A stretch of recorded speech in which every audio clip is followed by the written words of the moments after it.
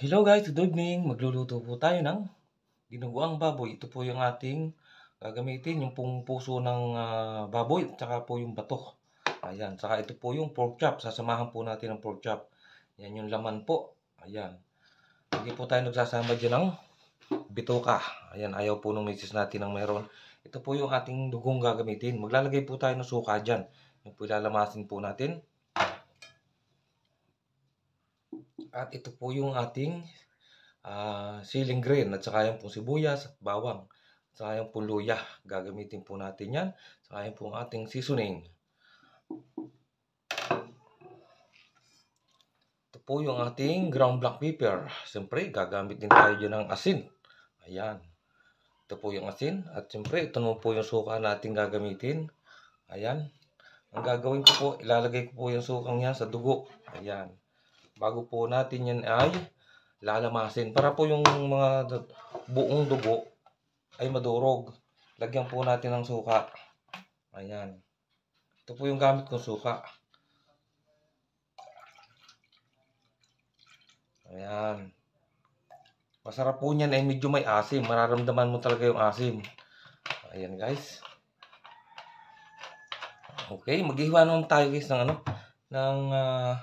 yung ating mga gawain dinuguan na yan. Ayan, hihiwain po natin yan. Atin yung ating, ayan, ito po yung bato. Ayan.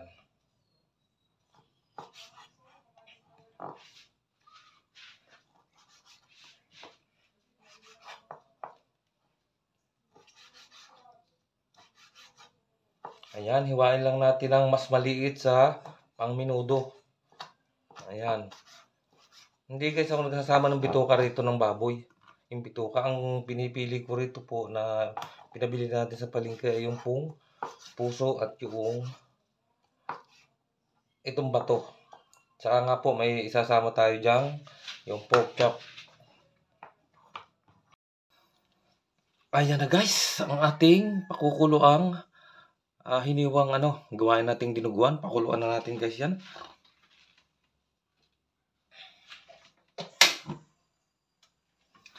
Ayan, oras na kumulo lang guys yan. Kahit unang kulo pa lang yan, ayan ay tatanggalan natin ng apoy. Kasi ang mahalaga lang yung dyan guys ay yung mapakuluan natin yan at mahugasan natin sa running water. Para sa ganun ay matanggal yung maruruming dumapo dyan. Baka po yung nadapuan sa palengke ng mga langaw. Siyempre, kailangan natin ng malinis. Kailangan nating linisin yan. Ayan guys, pakuluan lang natin. So guys, habang naghihintay tayong kumulo yung ating pinapakuluang dinuguan natin, maghihiwa guys tayo ng sibuyas. Ayan.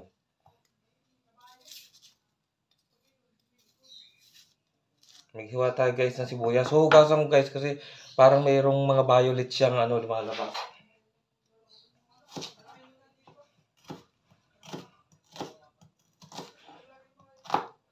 Ayan guys. Ayan. Oh, ayan na guys. Kulong-kulo na yung ating hinalbusang yung ating dinuguanin. Ayan. Kulong-kulo. Ang mahalaga guys dyan, makuluan lang yan. Ayan, at yan naman ay ating hugasan pa. Ayan na, pwede na guys, tanggalan natin ng apoy at ating hugasan sa running water yan. Okay. Okay guys, umpisahan natin ang ating pagigisa. Gagamit nga pala tayo guys dito ng mantika kasi nga po yung ating gagawin dinuguan, wala po siyang taba. Ayan, kaya kailangan natin gamitan siya ng mantika. Ayan. Ipagigisahan po natin ng sibuyas at bawang.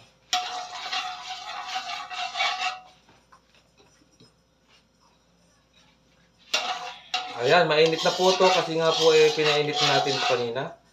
Ilagay natin po itong luya. Yan, luya po yan, pinagtag ko lang yan.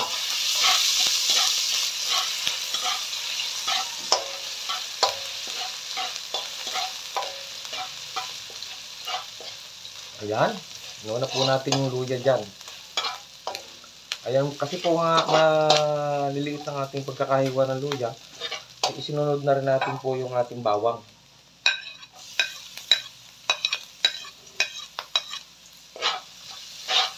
Ayan. Kasi po pag may hiwa, maliliit ang hiwa, yan po ay madaling maluto. Ayan.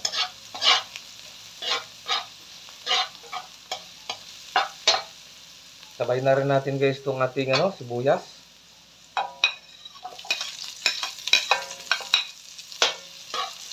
Ayan, magsama-sama na sila rin. Noong nakaraan guys, may niluto rin tayong dinuguan. Kaso lang matagal-tagal na, hindi ulit tayo nakakatikim ng dinuguan. Kaya naisipan ko magluto ulit tayo. Ayan na. Pag yung pong langta na yung ating sibuyas na yan, pwede na po natin ilagay ang ating pinakuluang dinuguanin. Ayan. Ito po, ayan, pinatulo po natin sa screen yan. Para sa ganun ay siguradong malinis ang ating nilulutong dinuguan. Ayan.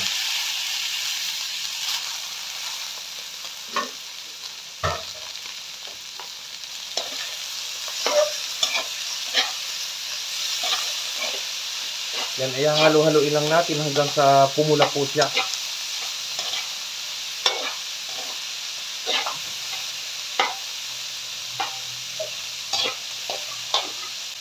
Ilalagay ko na rin po itong ating pamintang durog. Ayan.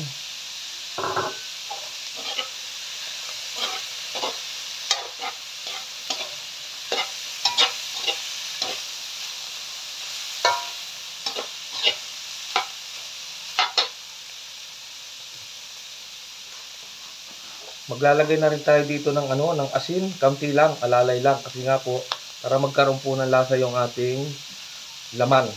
Ayan.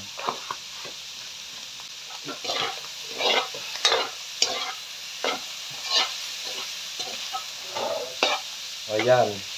Nilalagyan ko na po yan ng pampalasa.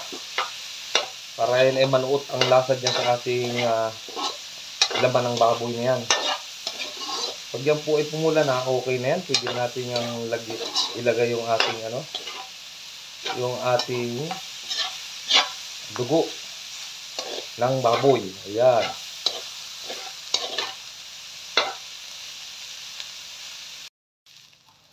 Ayan na guys, mapula na po yung ating gagawin dinuguan ng ating laman ng baboy. Ngayon po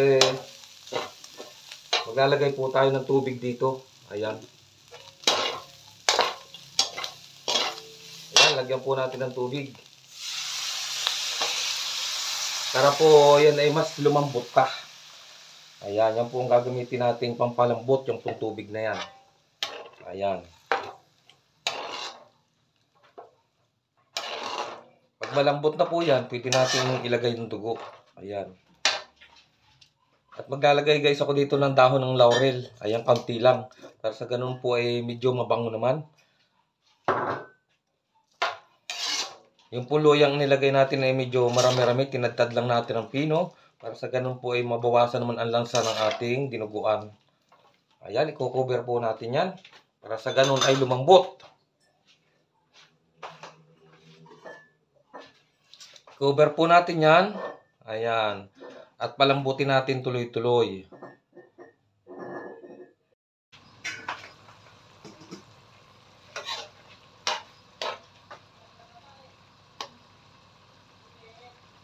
Ayan guys. Okay na. Sobrang lambot na guys nito. Ang gagawin natin guys dito, maglalagay guys ako dito ng kaunting toyo. Para sa ganun ay mas matingkad ang kulay ng ating dinuguan. Ayan. Wow, napakaganda guys ng kulay. Lalo na pag naglagay tayo guys dyan ng dugo. Ayan.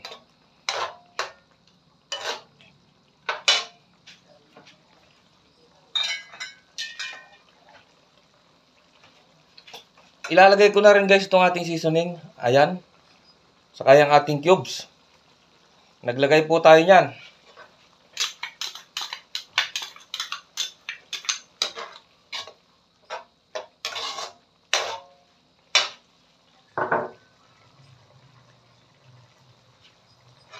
Ngayon po ay pwede na po nating ilagay yung ilalagay ko na po itong isang sili.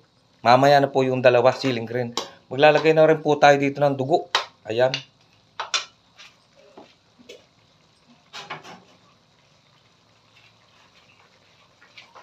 Ibubuhos natin guys itong ating dinurog na dugo. Ayan, nilamas po natin yan ng may suka. Ayan, kailangan guys pakalagay niyan. Dire-diretso natin haluin yan kasi para hindi magbubuo yung dugo.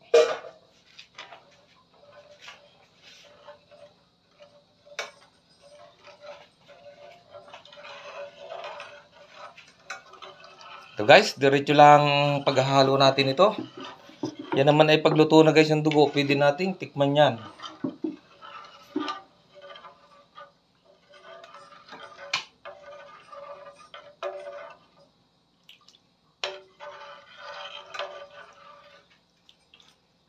Ayan, mamaya guys, maglalagay tayo ng konti sugar para man may kaunting manamis-namis yung ating dinuguan.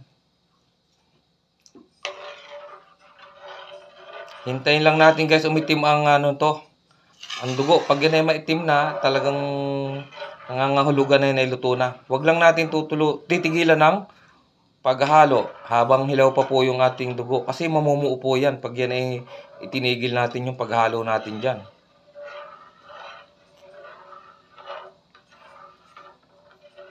Haluin lang natin yan. Parang tayo ay nagkakalamay hanggat hindi pa siya kumukulo.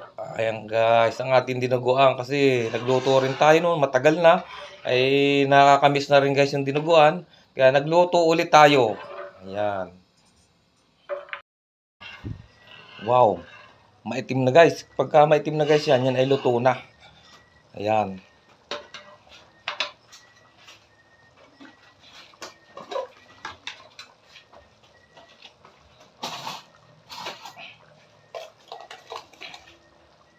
Lalagay guys tayo dito ng isang kutsarang Yan.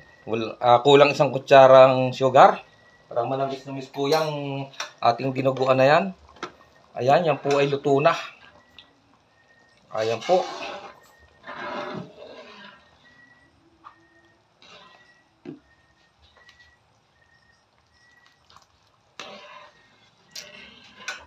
Luto na po ang ating dinuguan. Basta yan po ay umitim na, maitim na po.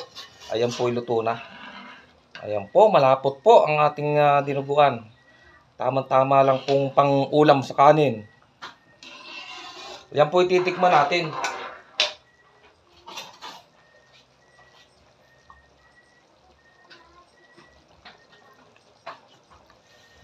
Okay na po, wala na po tayong dadagdag.